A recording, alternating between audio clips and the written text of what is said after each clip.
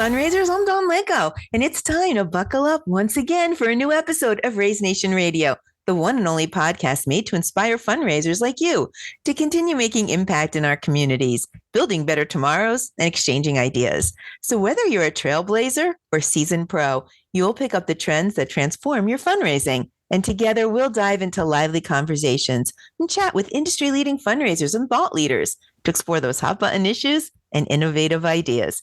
So stay with us for the next 30 minutes while we inspire you to embrace the future of fundraising and talk about innovative ideas. I am super excited to welcome my next guest. Actually, you all know him. Very familiar face, good friend of One Cause. He's been on our podcast before, our webinars before. We see him every year at Raise and on panels. And basically, whenever we can get a little time from him, we kind of take it. So please welcome back to Raise Nation Radio, the one and only Mr. Shawn Olds, a co-founder of Boodle. Hi, Shawn. How are you? I'm well, Don. Thanks so much for having me back. Really excited to chat today. Yeah, I am too, because it's a hot topic. I'm obsessed. I'm a little AI obsessed. And every time I meet with you, I learn something more. So I hope that's going to happen again today.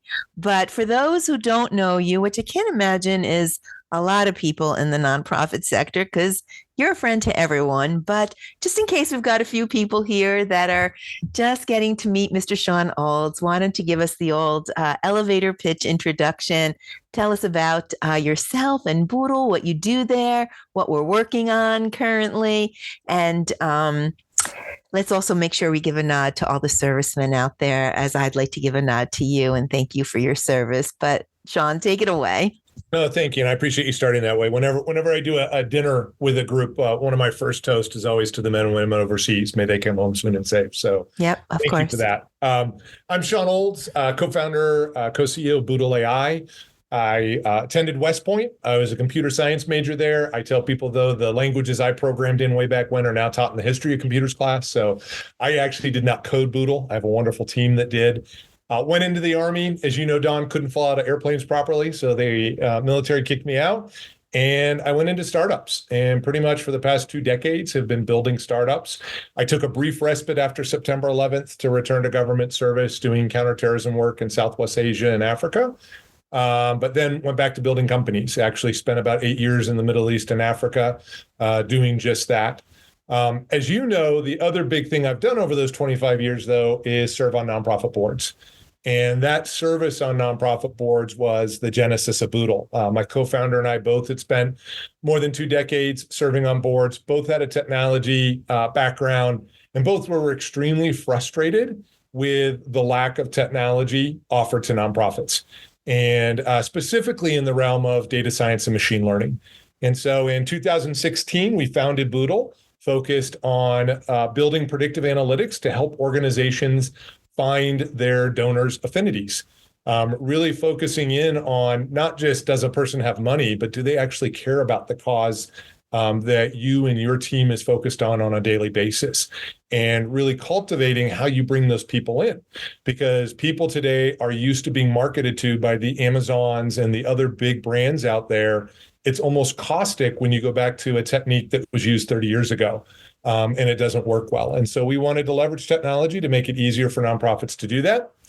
In beginning of 23, as the advent of generative AI came out and AI became cool for everybody, we realized there was an amazing opportunity to take everything we had built and combine it with generative AI. And as we went down that road, we found that for all the hype of generative AI, it actually is not being adopted as quickly as people would think. Even as late as this past November, Sam Altman boasted that there were 100 million weekly active users on ChatGPT. And if you sit in America, you're like, wow, everybody but me is using it. But when you put that in the context of 6 billion people a day go onto the internet, that means less than 2% of the internet population is actually using generative AI. And McKinsey did a study in December, said that less than 10% of the workforce is using generative AI. And so we realized there was a really big opportunity to build a tool that allowed for easier adoption, but also allowed for collaboration of teams. And that's what's been really missing, is everything up to date has been a very siloed experience for people. And we wanted to find a way to get past that, am I cheating, and allow your whole team in on what you're doing and really supercharge not only your team, but your organization.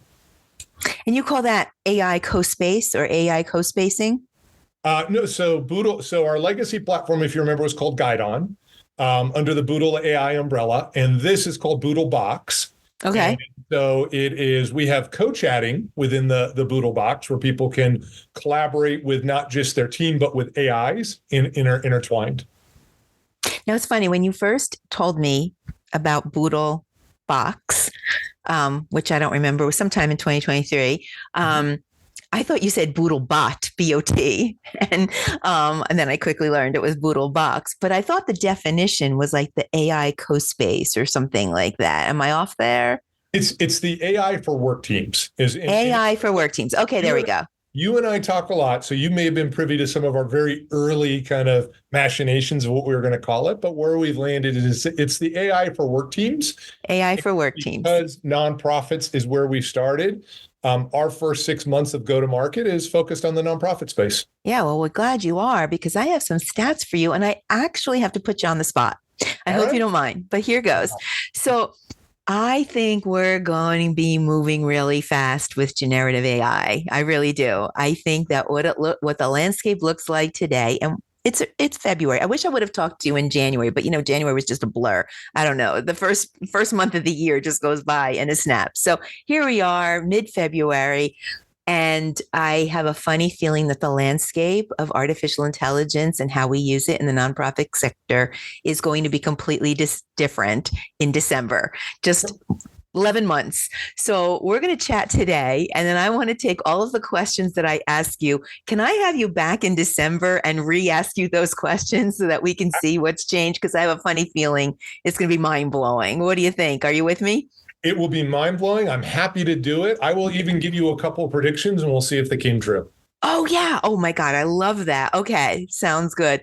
Well, you know why I had this idea as I don't know if you're familiar, but OneCause does two major research studies each year. We do the fundraising outlook in the beginning of the year. So we just came out with that in January. And then we do the giving experience study like in the June, July area. Well, so they are presenting the research to us in January. And I'm going to throw some stats out to you. 41% agree that AI will greatly benefit the nonprofit sector. 31% disagree that AI is overhyped. 32% aren't sure how to get started with AI.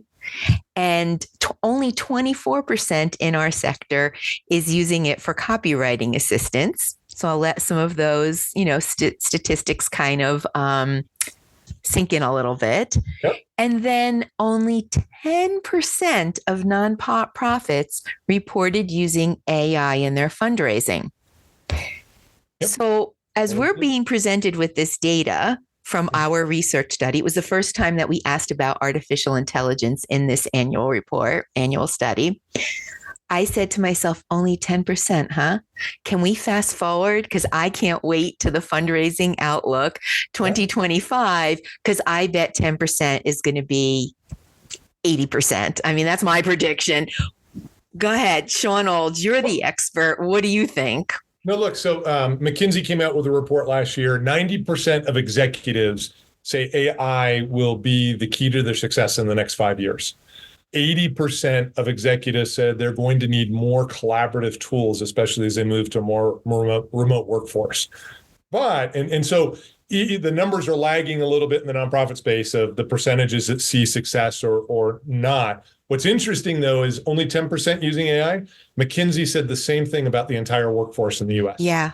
That only 10% is using it. So there's a huge gap there of what executives are envisioning for their success for their companies and what is the reality on the ground. And it's one of the big reasons we created Boodlebox. The other stat that it would be interesting to put when you do your next report next year is when you ask people if they've adopted, if they haven't, what are the reasons they haven't adopted? And so the numbers, what's really interesting, the number one reason why people have not adopted generative AI is a perception of a lack of skills. Not skills in their ability to do their job, but a skill to become a prompt engineer. Because today, ChatGPT and Bard and Claude and all these others, you have to know how to engage it properly to get what you want out of it, right? Most people, when they sit down to the first time to one of these tools, if they've never used it before, they take 20 years of conditioning and they type in Chinese restaurants, right? Because that's what you do when you sit down to Google, right? Google has conditioned us to just type very brief things and we get a bunch of links back. Well, generative AI doesn't do well with that. And so one of the key things we did with Boodlebox is we created almost 1,000 utility bots that do very specific things. And so when a person sits down and types into a prompt, I need to type a thank you letter to a major gift donor, we recommend a series of utility bots that can help. One of them is a thank you letter bot. And what it does is it pops up and it flips the script. Instead of you prompting it, it will ask you, Don, great, who's the letter to? What organization is it coming from? When you give it that information, it'll ask you, well, how much did the donor give? Was this for a specific gift? And so it'll gather the information in a very conversational format. It then in the background builds the prompt, puts it into the large language model, and gives the donor or the gift officer back exactly what they need. And so we're going to overcome magic that statistic of people being able to adopt more easily. Yeah. Well, we did ask a question. So this might be part of the problem. 43%, which is significant, said they didn't know if they had the time or money to implement AI. Yep. So I have so many questions for you. I don't know where to begin. Why don't we begin there? Let's talk about the time or the money. Yeah. So number one, the money thing is gone. And here's one of the fascinating. I know, especially with Boodlebox. Well, not Boodlebox or any of the generative AI platforms. And here's the big difference that has happened. There's two big things that have happened in the nonprofit space. The nonprofit space gets kind of belittled as the laggards to technology. And some of that's deserved. But two big things have happened in the past 4 years. One was the pandemic.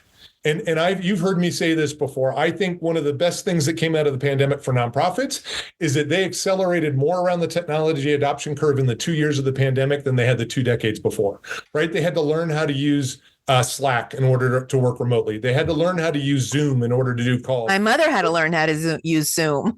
Right. So there's all these new technologies. And so they've become open to, wow, maybe technology is going to do more.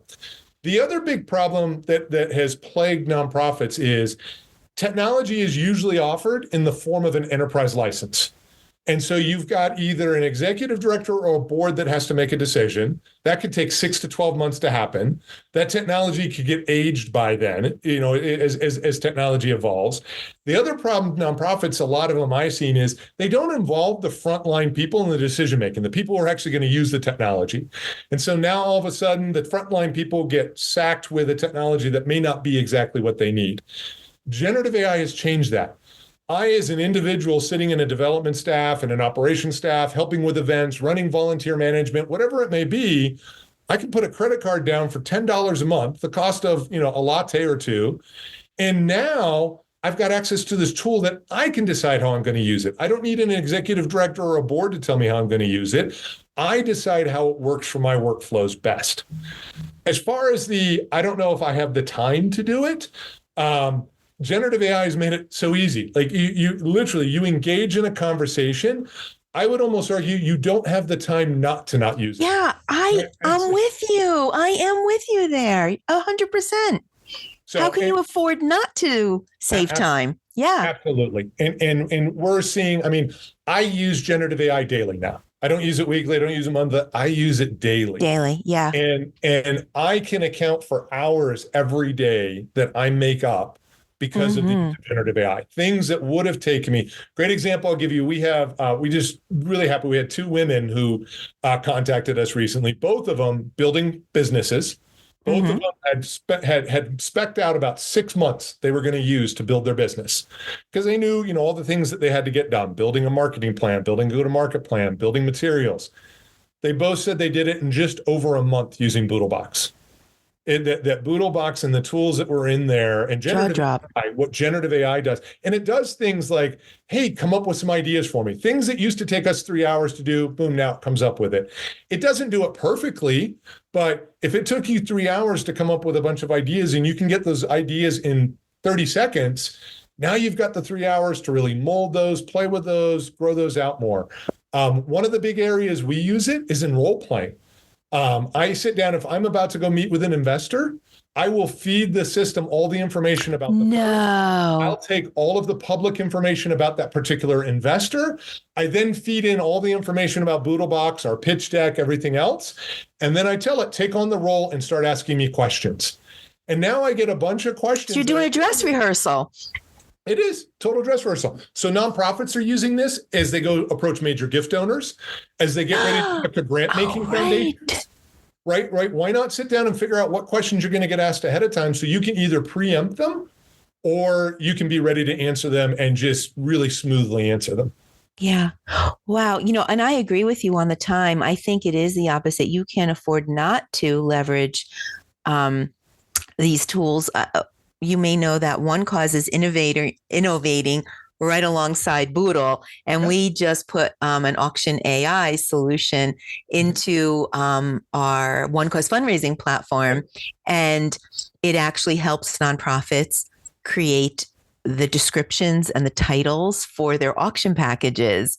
Now, come on, Shawn, you sit on a lot of boards. If you were on a board, what would you want your special events team doing? Do you want them to spend endless hours crafting and writing descriptions for the silent auction? Or do you want an AI tool to be doing that for them while they're going to create an exceptional experience for their donors and stewarding donors and making sure there's a VIP for the what would you recommend as a board director? I want them using the tool. Now, to be clear, I don't want them to rely on the tool to do it all. And I want them at the end. You want the human machine team. I want them to take a look at your final product and make it better. So one of the things I hear a lot is complaints when you talk about the stats and why people don't adopt. A lot of people who have not used the technology have this misnomer that AI is supposed to be perfect. Right? If I put AI in, it's just going to do everything. And so what I try and tell people, especially around generative AI, is think of generative AI like hiring someone out of graduate school. You would not bring someone out of graduate school, sit them at a desk, and just tell them go at it, give them no insights on what they need to do, and then at the end of the day, take their work and make it public, right? You're going to sit down, you're going to give it a little bit of information. They're then going to go do the work that you used to do 10, 15, 20 years ago when you came out of graduate school. And at the end of it, you're going to look at it, and they're going to get things wrong. That grad student's going to get things wrong. And you're going to tell them what they got wrong, and they're going to learn, and they're going to get better, and they're going to continually improve. Generative AI does that too, right? AI is the same way. Mm-hmm. You continue the conversation with them, you teach them what they did wrong, and they will get better. And the next time you approach them, they're going to be even more evolved and better at what they do. Well, that's why we made our tool editable, right? So you feed it the information, it does 85% of the work, and then you could edit it and fine tune it, before you publish it. And we're so proud of that technology. It just won a big award. So we're innovating right alongside you because I think we believe in it. Just as much as you do. But I want you to break down Boodlebox for me. It's a lot, right? Can you break it down, unpack it, and explain to our audience? Because I think we probably got some people fired up, especially with some of the stats that we've thrown out. And I do believe that we need to get on this bandwagon quickly, because those that don't, the gap is going to be huge with how productive and how fast other teams are going to be working in comparison to you, right? So you kind of have to get in the game someplace. So they're probably thinking, I gotta make the time or the money, even though I'm saving time and it's not costing money, but I've got to do this. Yep. But Boodlebox sounds like it's a little overwhelming. So can you break it down and explain to us exactly what it is? Absolutely. One quick thing, when you talk about getting involved, I hear a lot of people say, well, I hear AI is coming for my job. And I tell people, no. But what I tell them is AI is not coming for your job, but a development director or another nonprofit professional who is using AI, they're going to come for your job if you don't use it.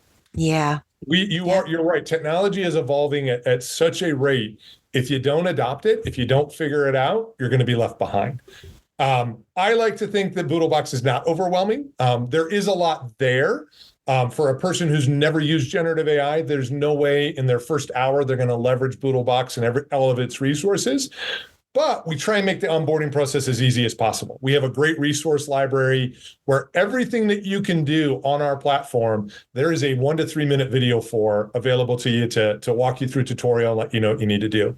But a couple of other features we put in that other generative AI platforms don't have is, and I want to be very careful in what I say here because we're not competing against ChatGPT or Bard or Claude. All of those platforms are available in our platform. So we're not better than them. We're not our own LLM. We are a place that brings together multiple AI so that teams can work with them. Now, what you can't do on many of these other platforms, though, is you can't necessarily see what other people are doing. And so we know there's people who are very creative and they like to share. The social media generation is very much that way. And so there's a public feed there for people who want to put their generative AI work out to the public where they can share it and they can see it. We also have a construct around boxes where people can save the boxes and instead of making them public to everybody, share them just with colleagues or other individuals that they really want to share it with. The big thing, though, is when you get up to that prompt box and you don't know what to type in because you've got 20 years of Google conditioning behind it, worry about typing a prompt. You can just type in what you want. I need to write a thank you letter to my donor. I need to prepare a grant response to, this particular grant organization. And it will pop up a series of picking from almost 1,000 AI helpers that we have built that will then help the person along. So they then start working with the individual and they start asking them questions. So they engage them in a conversation, just like if you needed to fix your computer, what would you do? You'd call IT support and an IT person would come up and they'd start asking, what's wrong with your computer? What did it do? And you would give the responses and then the IT person's going to go fix it for you, right? Yeah, right. These AI helpers are going to do the same thing. Rather than you needing to learn how to be a prompt engineer, they're there to do that with you. The other big feature, though, is the collaborative feature. Right now, Don, if you do something in ChatGPT or Bard or any other platform, and you want to share it, what do you have to do? You have to take a screenshot. You have to then send it to your colleague, and they get to look at it. And if they want to do what you did, they have to start all over again. Generative AI is supposed to save time, not duplicate time on teams. And so what we allow you to do is take your conversation, save it, and then share it over to someone. So with a link, just a link, don't need to cut and paste, don't need to take a screenshot. And now that individual can click on it and they can continue the conversation. So in the tool. So if you're working on the wonderful Raise conference every year. Thanks for the shout out. No, but you're brainstorming a session, right? Okay. You can go through and start on it and be like, you know what? I really need to pull in someone from, the team. And you could then save it, send it over to them, and they can then continue the conversation. And if they then decide, you know what, someone else needs to take this, they could save it and send it on. That's a feature known as continued chatting, and it lets people take the conversation on. What's really neat and coming next month in March is the ability for co-chatting. So now if you want to brainstorm with your colleagues in, over the course of several days on a particular session at the Raise conference, you can bring them all in as well as all of the AIs that you want involved in the conversation. So if you're brainstorming people, hey, here's our topic, who should we get? And you start going through and you could pull in, here's the 5 top people we've thought about bringing in for this topic. And then you could bring in the event coordinator bot that we have to say, hey, who else should we be thinking about? And it could add people. You could bring in the brainstorming bot, say, hey, what questions or what themes should we have this person focus on within this topic? And you can have multiple colleagues all asking these questions all in one conversation, kind of like a Slack and a Zoom meet each other, but with AI. I was just going to say that. Yeah, it's like Slack and Zoom meets AI, and they all intersect. And you're pioneering this really, because I really feel like a lot of these tools, you said it earlier, they're in silos and we're just getting introduced to them. We're just getting how to learn, how to work with them, how they could learn, change our mindset from Google, all the things that you said.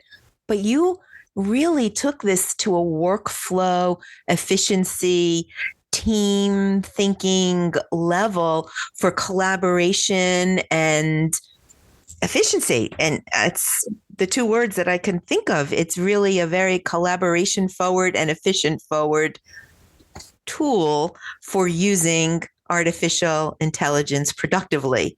How's that? How's that for a definition? It's a great summary. And while I'd like to take credit, the reality is the team did it. I appreciate you saying me, but the Boodle team is just a phenomenal team that comes from a diverse background, but has worked together for many years now, and has been able to pull on their separate experiences, as well as we're very good at failing fast and getting feedback. And so we have many times taken things out, and we'll just have a prototype of something, and we'll reach out to our various networks and get their feedback. Mm-hmm. And that's where we really keyed in Q1 of last year to the collaboration aspect of it. People were talking about how great it was, but they're like, yeah, but I can't really do anything with my team members on it. Like, this is wonderful. And the other thing I alluded to earlier is people felt like they were cheating. Like, I don't know if I want to tell my colleagues I'm doing this because am I cheating? Well, if everybody's doing it, it's not cheating, right? If we all have the same tool available to us, we're not cheating, and we're superpowering everybody. Why should one person have access to this tool when it could supercharge everybody on the team and be able to do so much more for the organization as a whole? Yeah, that's so funny that you say that. I saw a panel discussion with a teacher where they were talking about specifically ChatGPT, with students. And this one teacher stood up and said, well, number one, we're fooling ourselves if we think students aren't using it. That's number one. Let's just acknowledge it. Number two, don't think you can figure it out that they are or aren't using it because they're smart, right? You don't know for sure if they are or aren't. Yep. We're penalizing them, but should we also penalize them for using spell check or Grammarly or those types of tools? Yep. And then she said, so I really don't get it. Why don't we teach them how to use it and then have to defend it, right? Like in a presentation or defend what they wrote so that they're really learning. And after all, isn't that the part of being a teacher so that they're really learning? Well, I wish I saved it, and because I'm paraphrasing right now and I'm sure I'm not doing a good job, but you get the gist of what I'm saying. One of the leading voices right now in generative AI is a gentleman named Ethan Mullick. He teaches at Wharton's Business School. He teaches. Oh, okay. He shared last year that he has designed his course where you cannot possibly pass his course without using generative AI.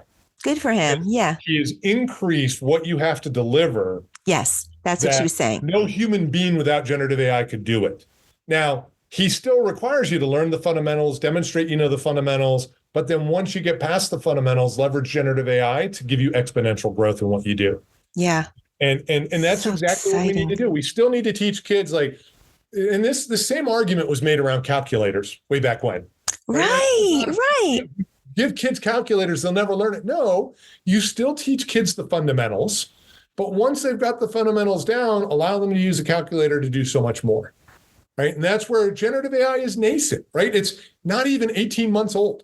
Yeah. Generative AI it is almost a decade old from a research perspective and all of that. But for mass market adoption, it's less than 18 months old. And so, there's the conversations around how people are using it. The big conversation, of course, is also the bad side of generative AI and what malicious things it can do. And when I hear people say that, so can social media. Social media. There's a good and bad to everything. Yeah. And there's a great quote. There's a gentleman named Max Tegmark, who I think that's how you pronounce his name. He wrote a book called Life 3.0, which is kind of the involvement of the human machine team or working together. But he has a great quote in there where he says, we invented fire and then we really messed it up. And then we created fire extinguishers, fire exits, fire departments, all the things. And his point is there are great tools out there, and unchecked, they could cause a lot of damage. But checked, they can provide a lot of power for humanity. We just need to figure out what those checks are. Yeah. The problem is GenAI is so new. We haven't had a chance to build fire trucks and fire departments and everything else around AI. But we need people and their voices involved to do that. And as you know, one of the big organizations doing that is Fundraising AI, which has been assembled over the past year. And it's Nice and comprised. early. You got to applaud them, right? Yeah. But getting out there and saying, hey, let's put our voices in. Let's not stand on the outside and throw rotten eggs at it. Let's Mm-hmm. get involved and make sure our voices are heard so that we get to a solution faster and we get to one that works for the industry. Yeah, we have to learn our lessons from social media because social media is also wonderful in so many ways, building connections, connecting people, East Coast, West Coast, all around the world. There's just so many wonderful things about social media, but it also can be a harmful tool as Absolutely. well. So if we get out in front of it earlier, we can protect it better and use it for good use instead of not good use. So, Absolutely. all right, I got a couple questions for you before we have to wrap. So, can we get Boodlebox today? Is it, Absolutely. we can. Yes. Yeah. What do we have to do to get it? You just go to Boodlebox and sign up. It's actually, what is it? Boodlebox.ai. Boodlebox.ai. Okay. And you just sign up right online. Yep. Okay. Expensive. And by the way, your first month is free. Ooh, So I like first month free. First month is free. You don't need to put a credit card down or anything until you figure out that it works for you and you like it. You're that confident about it that you don't even have to put a credit card down, huh? Wow. You'll need to create a username and a password, and then you're off to the races. And as I said, full resource library to kind of walk you through if I'm wrong and the UI is not super intuitive. Mm-hmm. But yeah, boodlebox.ai, and you can have the world of generative AI at your fingertips. All right. So after my first 30 days, is there pricing on the website, or do I have to talk to somebody, or what's pricing's on the website? And you'll get several emails, shepherding you towards converting onto the platform.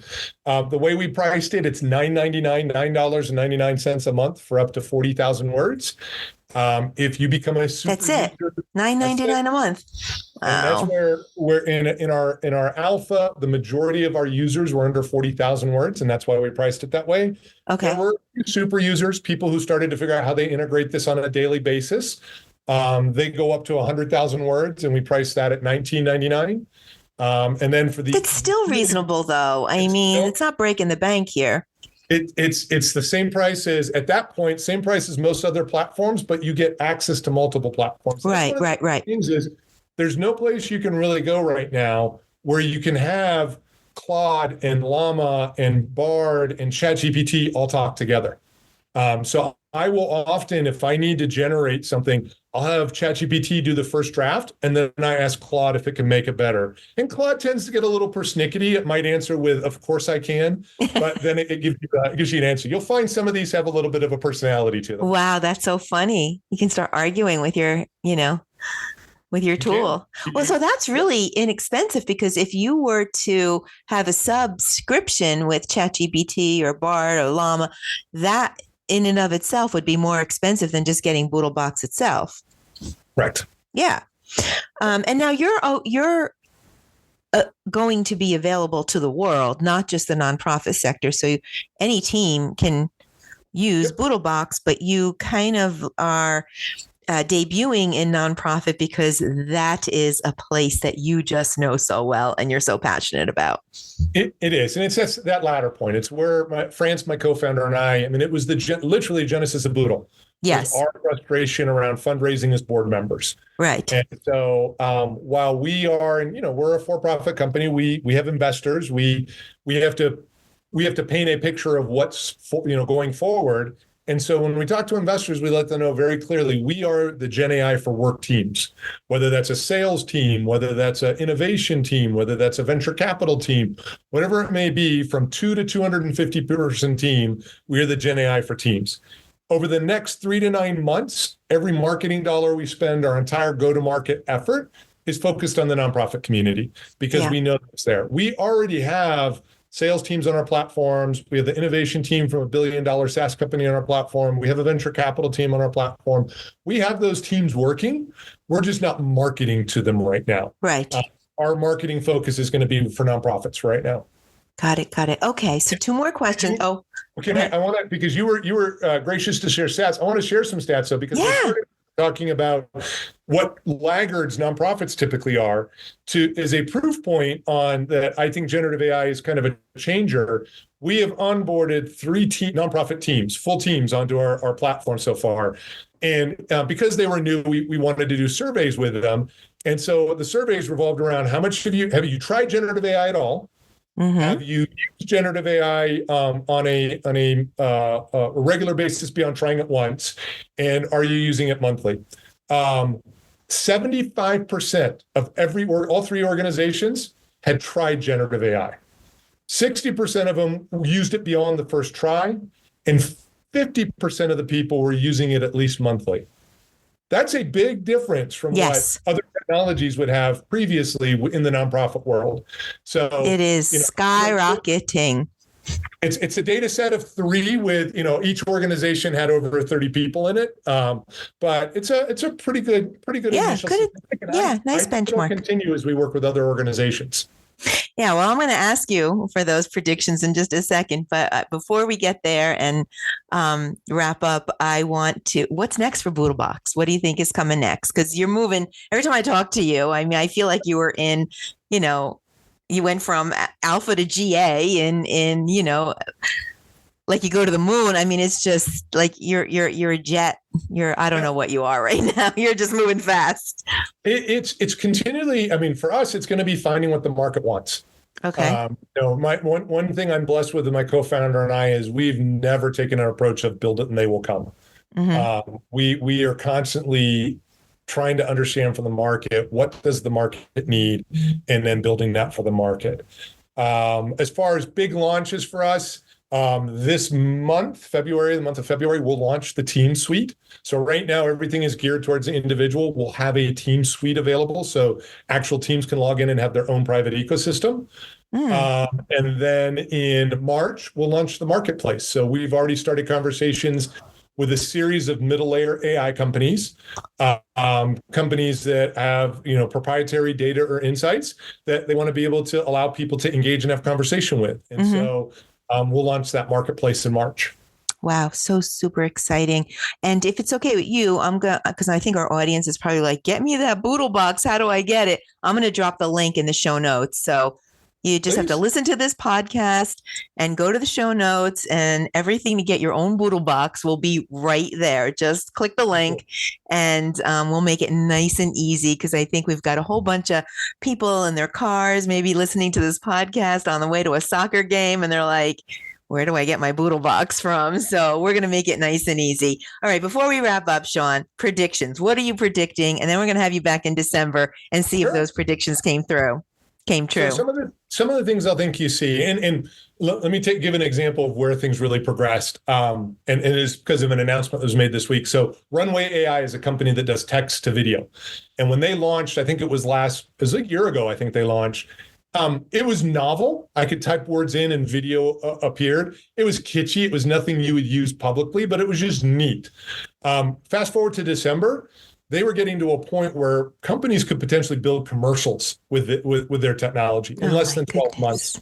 Yesterday or this week, OpenAI announced their new text to image generation, and it blows everything out of the water. I mean, it is phenomenal. Of course it does. Yeah. Quality and what they've done. Wow. And that's all in 12 months. So there are things we may talk about here. If it takes you more than 2 weeks to publish it, it may be old news. But some of the things I think you'll see right now, one of the big things you see is that if you're in ChatGPT or anything else and you're carrying a conversation on, after about 10 queries down, it starts to forget what's above. And it doesn't remember that. Context doesn't stick. One of the big things I think you'll see is the ability to keep context for as long as you want, so that you can start to build knowledge and get to a true AI is supposed to learn. It's supposed to get smarter. And so if you want to do that within a particular conversation, I definitely think before the end of the year, you'll be able to do that. I think, you'll see, I already mentioned the ability to, in a chat, be able to include your colleagues and AI together. That is not out there in any place whatsoever. It'll be out there by next month. What are some of the other neat things that I think you'll see? The ability to do better access to the data that you have. So organizations right now, the data aspect is a very hard one. We actually went down the road of trying to figure out how to do it. And like integrating data into your chat, into your into AI tool. Yeah, yeah. Oh, AI. Interesting. Mm-hmm. We are going to end up partnering with an organization that has found a way to do it very, very well. Before the end of the year, your nonprofit fundraisers, if they wanted to, will be able to load their CRM data into a generative AI solution and engage it in a conversation. So rather than having to go through and do queries and run reports, simply typing in, who are my top 5 fundraisers? Or who are my 100 monthly givers? And then asking them to build a profile for each one of them, and then build a unique personalized email to each one of them, and then create a photo that can go in the email that's specific to that individual. And all of a sudden, in minutes, you have 100 personalized email to your 100 monthly givers that you can send out. Well, mic drop right there, because that's where we know we need to go as nonprofits. We need to segment, meet the donor where they are, and give them that personal communication, which for-profit is doing a little bit better job of than we are. And it's going to build the trust that we've lost and increase that connection so that we could increase the impact. Oh my God, I'm mind blown. Shawn, I know I'm going to see you in September at Raise. I hope you're going to be there with us. But we have a date in December. I saved that. We're recording. You know that. This is going to go live. I am going to take your predictions and all of our questions. We're going to compare stats, and we're going to see where we are. So will you come back and join me in December? I can't wait. Yeah, I'm excited too. And I can't wait to see where Boodlebox is going to go. And for all of you listening out there, just check the show notes, click the link, get your own Boodlebox. So Fearless Fundraisers, that's all we have time for today. I wish we can keep talking about this. It's so much fun. But thank you for listening. We hope you enjoyed today's Raise Nation topic and your daily dose of fundraising inspiration. Tune in for a new episode release every Thursday at 12:30 p.m. That's Thursdays, 12:30 p.m. Eastern Time. But in the meantime, listen to all the episodes on Raise Nation Radio. And you can follow the channel that you like best, because we're everywhere. We stream on 10 different channels, and we're on demand at onecause.com. But when you follow us, now you can get notifications about all of our new guests. And if you're a fundraiser and you would like to be on the show, just send me an email, hello@onecause.com. I'd love to put a spotlight on your mission and talk about how you're impacting our communities. I would like to thank our sponsor, One Cause, for making this episode possible. One Cause is driving the future of fundraising with easy-to-use digital fundraising solutions that help nonprofits connect with donors. Check it out, onecause.com. Please visit the resource tab on the homepage. There is a broad catalog of free content that hopefully you'll find helpful. A huge shout out and thanks to my guest, Shawn Olds from Boodle, for sharing just insights on everything AI, where we're going, where we're at, and how you can use it too. Shawn, thank you so much for being with us today. So enjoy all of our conversations. Any last words of inspiration for our audience? Don, just really appreciate the opportunity to be here. And, the only word of inspiration is try it. Whether it's Boodlebox, it's ChatGPT, it's Bard, whatever may be your interest area, you have a fiduciary responsibility to the donor dollars you bring in to be operating in the most efficient way. And this will absolutely help you as a fundraiser to be more efficient and effective in what you do and help your organization's mission. Well, spoken like a true board member right there. But why try them? Why try them individually when you can just try Boodlebox? Yeah, okay. I agree. Well, Mr. Holt, thank you again very much. That is a wrap. Until next time, I'm Dawn Lego. This is Raise Nation Radio. You stay fearless out there.